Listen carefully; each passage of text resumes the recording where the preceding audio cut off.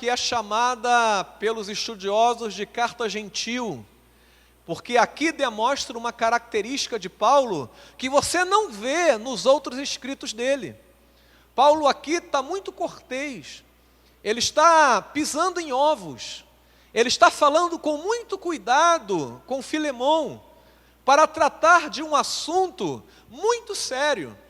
Uma vez, irmãos, que Onésimo era escravo de Filemão, fugiu, e ao fugir, ainda rouba o seu senhor, certamente para financiar a sua viagem até Roma. Então Paulo escreve para Onésimo, porque na prisão Paulo prega para Onésimo.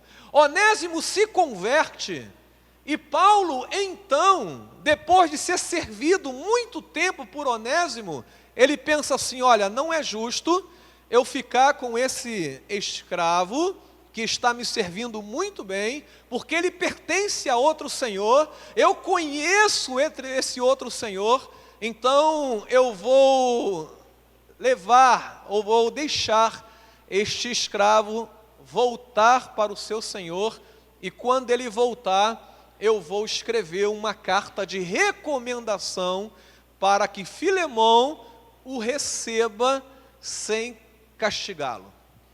Sabe qual era a penalidade para um escravo que fugia e era recapturado? Ele era condenado à morte. E era condenado à morte por crucificação.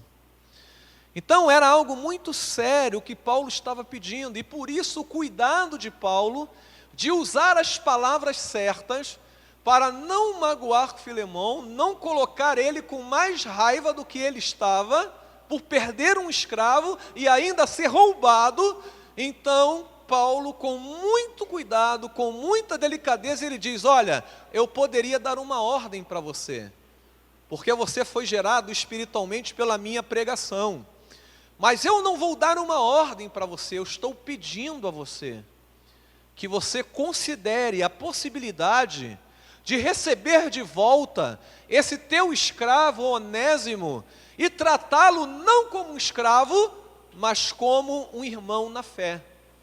Esse era o pedido de Paulo para Filemão. E nesse contexto, irmãos, aonde a carta que Paulo escreve chega às mãos de Filemão, Paulo começa, não é, a carta chamada de carta gentil, com saudações e com um testemunho daquilo que ele viu na vida de Filemão e na casa de Filemão durante o tempo que ele passou ali. É muito gostoso e muito interessante quando você percebe que alguém começa a testemunhar da sua vida, ou daquilo que acontece dentro da sua casa, e usa palavras agradáveis e palavras boas. Era isso que estava acontecendo aqui. Paulo começa a sua carta elogiando a Filemão e demonstrando algumas características que precisam ser encontradas em toda a igreja que é considerada igreja cristã. E a verdade, irmãos, é que esse testemunho de Paulo, ele deveria ser o meu testemunho e o teu testemunho. O que Paulo fala sobre Filemão, as pessoas deveriam falar sobre a minha vida e sobre a tua vida. As características que Paulo ressalta sobre Filemão e sua casa são as características que deveriam ser encontradas na minha vida e na minha casa, e na sua vida e na sua casa também. E aí, quando nos voltamos para o texto bíblico, nós percebemos, irmãos, que Paulo, ele relata 3 características que chamaram a atenção dele. E ele levanta isso como testemunho para todos aqueles que lerão esta carta. Características que colocam Filemão lá em cima, mas que não escondem as limitações e os erros desse homem de Deus. Por isso, se você voltar os seus olhos para esta carta, você vai ver o seguinte, que o primeiro testemunho que Paulo dá sobre a vida de Filemão e de sua casa é sobre um envolvimento total daquela família com a obra de Deus. A família de Filemão era uma família que estava totalmente envolvida na obra de Deus. Veja o que diz o versículo de número 1. Ele diz assim, olha, Paulo, prisioneiro de Cristo Jesus, e o irmão Timóteo, ao amado Filemão, também colaborador, e a irmã Áfia e Arquipo, nosso companheiro de lutas, e a igreja que está em sua casa. Irmãos, aqui está pintado o quadro de uma perfeita família cristã do primeiro século. Filemão, como eu disse, morava em Colossos. E Paulo cita aqui a sua esposa, Áfia, e cita o seu filho, Arquipo. E ele diz que todos eles estavam envolvidos na obra de Deus. Ele chama Filemão de seu colaborador. Ele chama Arquipo, filho de Filemão, de nosso companheiro nas lutas. Ele cita a esposa de Filemão, Áfia, falando da hospitalidade daquela casa, abrindo a sua casa para que ali naquele lugar surgisse um núcleo de uma igreja local na cidade de Colossos. É uma família exemplar, uma família que coloca a mão no arado, uma família onde o pai, a mãe, os filhos estão juntos servindo na obra de Deus. Irmãos, eu quero solicitar a sua atenção para o seguinte fato: o declínio da igreja hoje é resultado de que não se vê mais movimentos dentro das nossas casas. A igreja precisa se preocupar com isso, em não represar as suas ações dentro das quatro paredes de um templo, porque no primeiro século a igreja crescia, a igreja vivia e pulsava a vida, porque o movimento de toda evangelização, de toda edificação, de todo o crescimento, não estava nos templos, irmãos, mas estava dentro da casa dos crentes. E dentro da casa dos crentes é que se pregava, é que se evangelizava, é que havia curas, é que havia restauração, era onde as pessoas eram acolhidas, era onde as pessoas eram reanimadas, como Paulo usa aqui a palavra em relação a Filemão. Isto acontecia dentro da casa dos crentes, não do lado de fora, não dentro da igreja, não dentro do templo, mas dentro das casas. E isto, irmãos, é o motivo porque hoje nós não vemos coisas acontecendo no nosso meio como nós vemos nos relatos bíblicos do primeiro século. Você olha no livro de Atos, capítulo 2, verso 42, quando há o relato ali dos primeiros irmãos se reunindo, a Bíblia diz que eles perseveravam unânimes no partir do pão, nas orações, e tudo isto acontecia de casa em casa, dentro da casa dos crentes. Quando você vai lá no livro de Romanos, capítulo 16, versículos 4 e 5, Paulo saúda a um casal chamado Priscila e Áquila. E ele agradece a Deus pela igreja que se reúne dentro daquela casa. Este era o movimento que acontecia no tempo da igreja do primeiro século. Não se limitavam, irmãos, às quatro paredes de um templo, mas o que acontecia porque os crentes abriam as suas casas, davam testemunho de vida, porque quando você abre a tua casa, você se expõe, concorda comigo? Você abre a tua casa, você expõe não apenas, talvez, a sujeira que está dentro da casa, os móveis que estão com poeira, Talvez um mobiliário mais simples, não é? Que a pessoa vê ali, tem uma coisinha quebrada, uma outra coisa ali fora do lugar. Nós expomos não apenas o que é físico, mas aquilo que é demonstrado dentro das relações.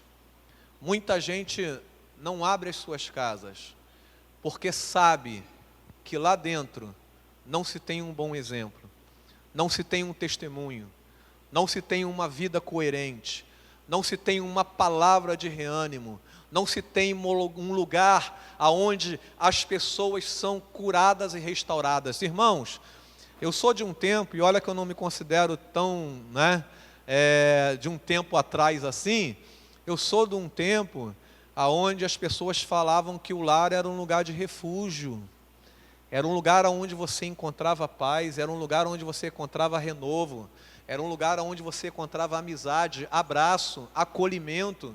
E quando alguém abre a sua casa, e dentro dessa casa tem testemunho, tem vida, dentro dessa casa tem movimento espiritual, as coisas acontecem não apenas lá dentro, mas acontecem na vida daqueles que entram dentro da tua casa. Aquela família, ela abriu a sua casa para se tornar um núcleo de uma igreja. Ali estava a igreja de Colossos. E, irmãos, quando nós pensamos nisso, o que eu reflito e penso para a minha vida é o seguinte: será que a sua casa, ela pode ser uma testemunha viva da obra de Deus aqui na igreja de Marechal Hermes? Ou será que você pensa assim, olha, não, vamos levá-lo para o templo, vamos levá-lo para a igreja, vamos levá-lo para o culto, e não porque, e por que eu não posso dizer, não, eu vou levar para a minha casa, ali eu vou conversar com ela, olha, eu vou levar para a minha casa, porque ali nós vamos orar juntos. Esse movimento dentro da casa precisa ser restaurado. A igreja perdeu isso durante a história, quando o imperador Constantino pretensamente se converte ao cristianismo. Ele transforma todos os templos pagãos em templos cristãos. E a igreja que se reunia nas casas passou a se reunir nos templos. E perdeu-se o movimento, perdeu-se a atitude, perdeu-se aquela casa aberta que refletia a bênção na vida das pessoas. A pergunta que eu faço nesta noite para você é: a sua casa é testemunha do poder de Deus? As suas portas estão abertas para aqueles que precisam ser reanimados e abençoados em nome do Senhor Jesus? Ou as suas portas estão fechadas, trancadas? Paulo louva o nome de Deus por essa família, porque havia uma igreja que se reunia dentro daquela casa. E isto não pode ser desconsiderado. Irmãos, hoje, no bairro do Mendanha, em Campo Grande, se encontra a igreja presbiteriana do Mendanha. Alguém conhece essa igreja? Alguém já foi lá? Não é? Alguns irmãos já foram lá na igreja presbiteriana, a primeira igreja, eu acho, né? Presbiteriana do Mendanha. Aquela igreja surgiu de um movimento numa casa. Uma irmã que era macumbeira, morava em Guadalupe, era membro da minha antiga igreja, ela se converteu através da pregação do reverendo Carlos Vargas. E ao se converter, ela falou: pastor, eu tenho um problema. Dentro da minha casa tem um quarto que é um altar para as entidades que eu servia. Ali tem muitas estátuas de várias entidades. E eu não consigo pegar aquilo e retirar aquilo. Pastor Carlos chamou alguns presbíteros: vamos na sua casa, vamos orar lá. E foi na casa daquela mulher, tirou todas aquelas imagens, orou, consagrou aquele lar, jogou aquelas imagens fora e falou para aquela irmã: irmã, a partir de hoje o seu lar é consagrado ao Senhor, nenhum tipo de compromisso que você tinha com aquelas entidades permanecerá de pé, porque o sangue de Jesus te livrou de todo o pecado e todo o laço, e hoje você tem um laço, uma aliança com o Senhor. Aquela senhora, ela conquistou toda a sua família para Cristo através do seu testemunho. Precisou se mudar do bairro de Guadalupe, mudou para o Mendanha. Chegou no Mendanha, ela disse para o pastor Carlos: pastor, eu quero abrir a minha casa para que ali se torne um ponto de pregação e uma futura igreja. Aquela irmã hoje não está mais conosco, o Senhor a chamou, mas o resultado de uma porta que se abriu, irmãos, se encontra lá naquele bairro, uma igreja aberta, com um pastor, com membros, com um coral, com todo o movimento de uma igreja abençoando aquele bairro, porque uma casa abriu as suas portas como testemunho da bênção do Senhor sobre os lares presentes. É por isso que quando eu leio a carta de Filemão, eu fico impactado com o testemunho de Paulo. Paulo fala desta família, e ele agradece a Deus, porque havia uma igreja naquele lugar. Novamente eu pergunto, a tua casa tem refletido o poder de Deus? Talvez você diga: pastor, mas eu sou sozinho dentro da minha casa, eu não tenho o poder para abrir as minhas portas, eu sou filho, eu sou esposa, eu sou o marido, não há entendimento, não há acordo sobre isso. A minha sugestão é que você dobre os seus joelhos e você ore, porque o apóstolo Pedro diz que o testemunho do crente abençoará de tal forma a vida do marido ou a vida da esposa, que ele, vendo o bom testemunho da esposa, o bom testemunho do marido, ele se voltará, e até por analogia, ela também se voltará pelo testemunho do seu marido e pelo testemunho da sua esposa. Mas sempre tenha a disposição de ter movimento dentro da tua casa, de ter a ação de Deus dentro da tua casa, porque se as coisas não acontecerem dentro da tua casa, nada acontecerá neste lugar, irmão. Entenda isso. Começa dentro da tua casa, começa dentro do teu lar.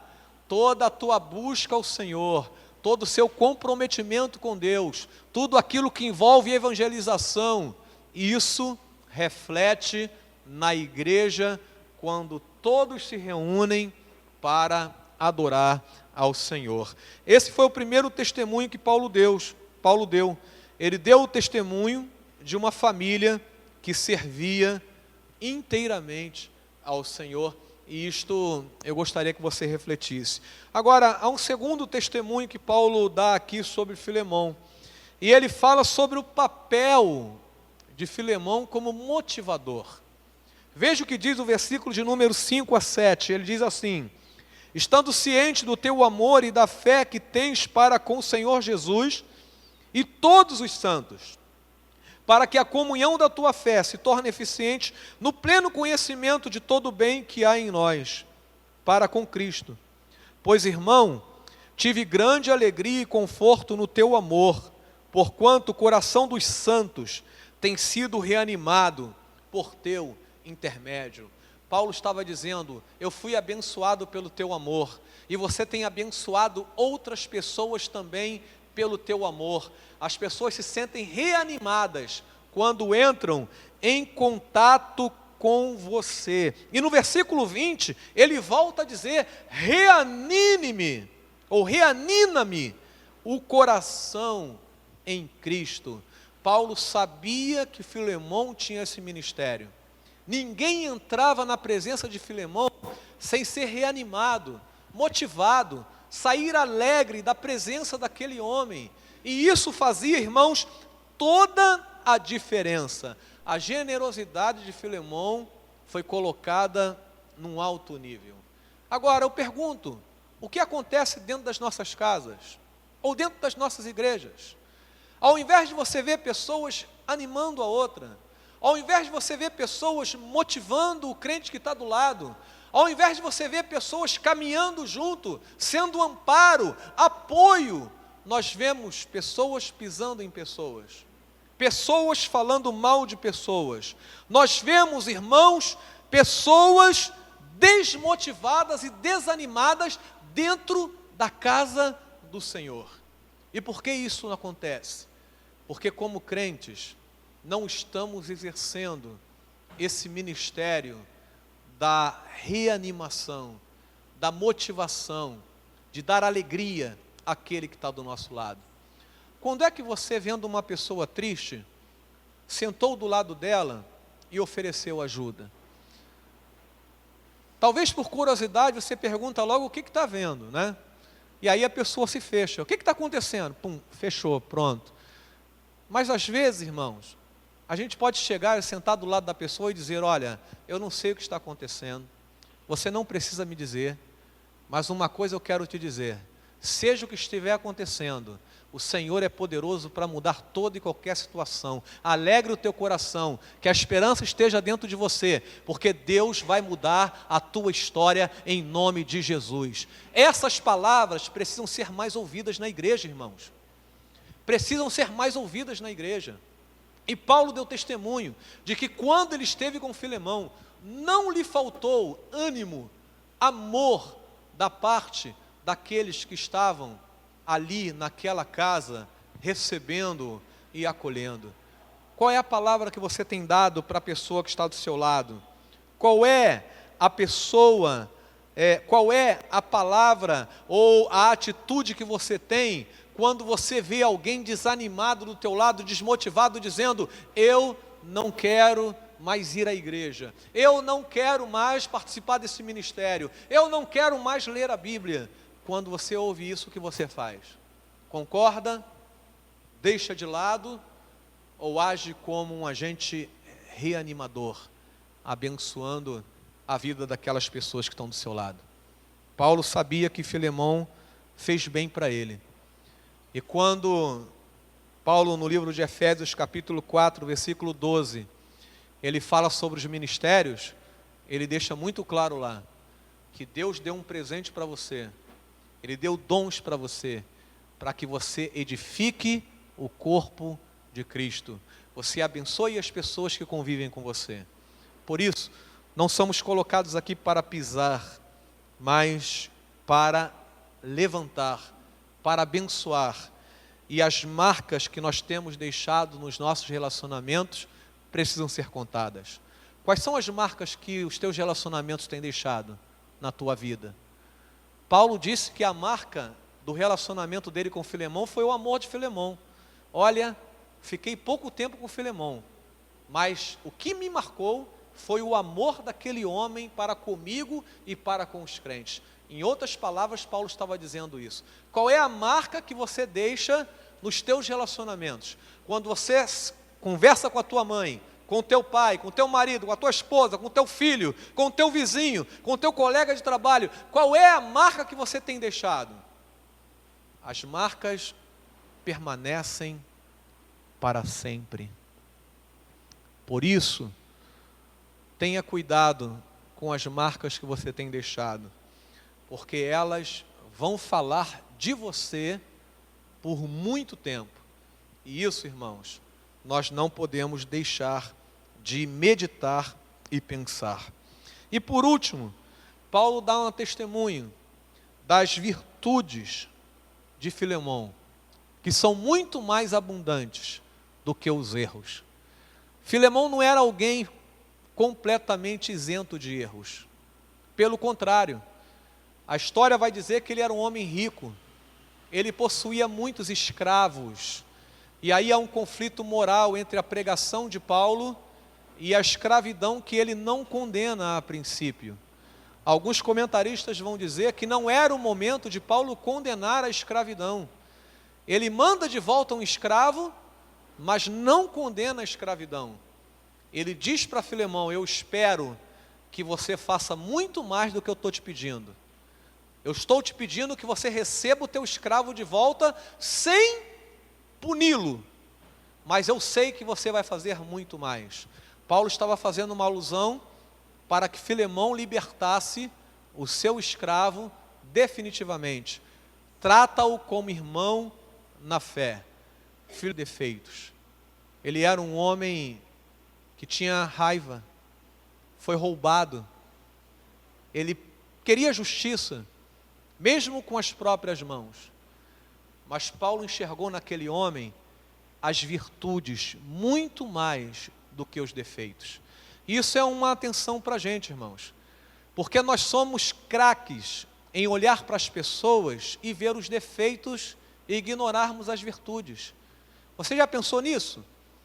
Quando a gente começa a olhar para as pessoas, a gente pensa assim, poxa, como ele é arrogante, como ela não fala com as pessoas, olha, como ele se acha o tal, né, conhecedor de todas as coisas. A gente começa a rotular as pessoas pelos defeitos, mas Paulo dá um testemunho aqui mostrando, Filemão tem muito mais virtudes do que defeitos, e esta palavra é para você também. Você tem muito mais virtudes do que defeitos.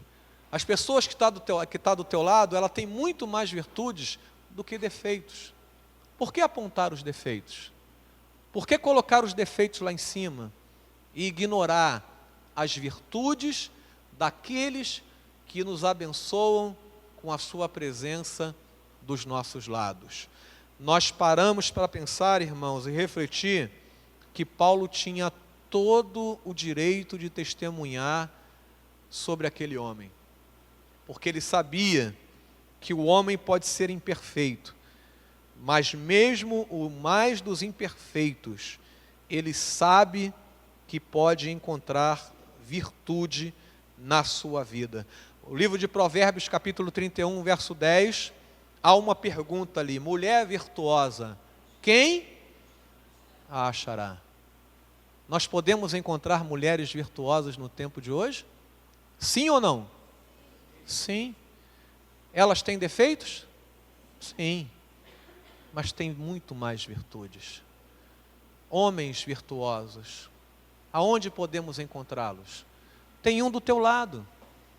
Tem um do teu lado. Ele tem defeitos? Tem. Mas por que exaltar os defeitos e deixar de lado as virtudes? Precisamos ter esse olhar para o bem, irmãos, não negligenciando as coisas ruins, que podem ser apontadas no momento correto. Mas por que não ter um olhar bom para as pessoas? Por que julgar as pessoas por aquilo que ressalta, que é ruim, que é mal? Você conhece fulano? A primeira impressão não foi boa. Aí dizem, né, que a primeira impressão é que fica, que marca. Aí você vai conhecendo a pessoa, vai convivendo com ela, você fala, sabe que não era nada daquilo que eu estava pensando? A pessoa é muito legal, muito boa. Quantas vezes eu já tive uma mudança de percepção de pessoas que eu imaginava que era uma coisa e não era, totalmente diferente. Porque não tive o cuidado de ter o olhar para o bem. E esse olhar para o bem, irmãos, é aquilo que Jesus fala, que se teu olho te faz pecar, o que você deve fazer? Arranca-o. Não sai daqui para fazer uma cirurgia não, tá? Mas a palavra ali é, tenha um olhar bom, ressalte as coisas boas, olhe aquilo que é virtude na vida das pessoas, e você vai perceber que as pessoas testemunharão o teu olhar de bondade, enquanto você viver. Nós aprendemos muito com a vida de Filemão, e eu termino esta mensagem, irmãos, dizendo para você o seguinte: há um hino no nosso cenário que fala, e ele mesmo responde, qual é o adorno desta vida? É o amor. E se eu pudesse resumir esta mensagem numa única palavra, eu resumiria esta mensagem com esta palavra: amor. Quando amamos a Deus e a sua obra, a nossa casa, ela é cheia de movimento espiritual. Ela é uma casa aberta para que o poder de Deus se manifeste lá dentro. Quando nós amamos a Deus e a sua obra, irmãos, nós temos a alegria de animar e motivar aqueles que estão desfalecidos no meio do caminho. Eu amo a obra de Deus, então eu sofro quando o irmão está sofrendo. Eu vou lá, não dou apenas um tapinha nas costas, mas eu oro por ele, eu dou uma palavra de ânimo, porque esse ministério Deus colocou na minha mão e na tua mão. Quando eu amo a Deus e a sua obra, eu tenho um olhar de bondade para com as pessoas, eu ressalto as virtudes e minimizo os defeitos, porque eu gostaria de ser visto assim, e eu não posso enxergar as pessoas desse jeito. É por isso, irmãos, que quando olhamos para esse texto, eu louvo a Deus pelo testemunho do apóstolo Paulo, que encontra essas virtudes num homem chamado Filemão. E quando Deus olha para aqui, quando Deus olha para esse templo, quando Deus olha para esta igreja, será que Deus vê amor na tua vida? Será que Deus vê amor nas suas atitudes? Será que Deus vê amor nos teus olhares? Irmãos, a Bíblia nos orienta que nos últimos dias o amor de muitos se esfriaria e nós não encontraríamos amor nem mesmo no meio da igreja, dos crentes. E esta é uma percepção que temos visto a cada dia como verdadeira. A última pergunta que eu faço nesta noite é: existe amor dentro do teu coração? Existe amor por Deus? Existe amor pela obra de Deus? Existe amor pelas pessoas? Se existe amor, que o mundo testemunhe deste amor a cada dia. Amém, queridos? Vamos abrir os nossos inários nesse hino.